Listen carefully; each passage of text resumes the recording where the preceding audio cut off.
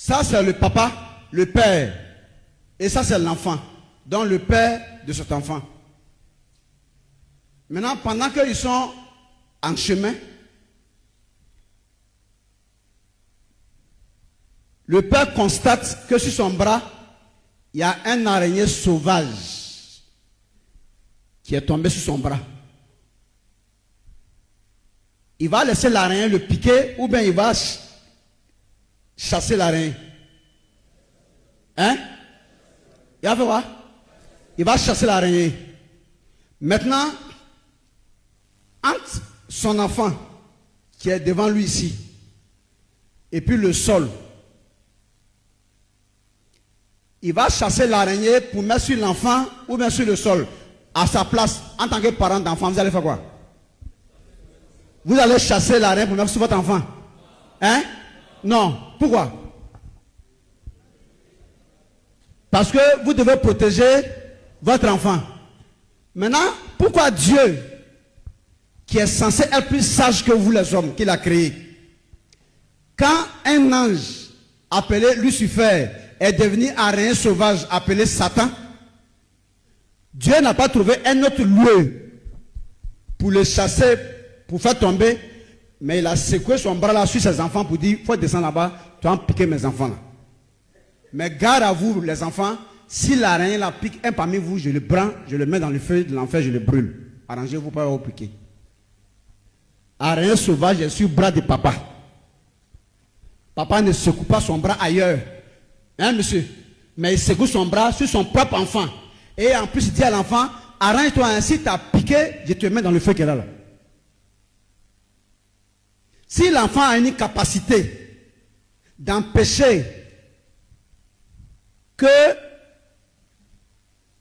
l'araignée là le pique, c'est que papa, tu pourrais laisser ça sur ton bras alors. Parce que toi, tu as une capacité plus que ton enfant.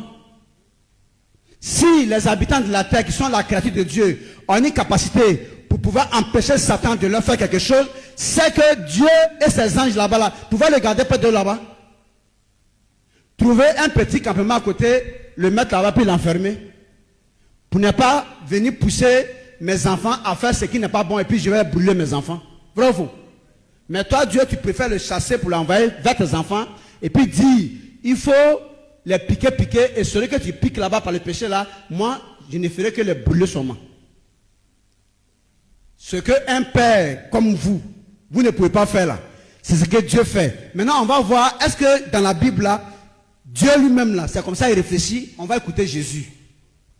Luc chapitre 11, à partir du verset 11. Luc chapitre 11, à partir du verset 11. Écoutez. Quel est parmi vous? Eh Seigneur, quel est parmi vous? Luc chapitre 11, verset 11. Luc 11, 11. Quel est parmi vous? Le père. Le papa.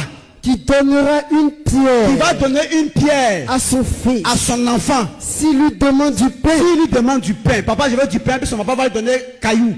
Ça existe. Attaquez papa.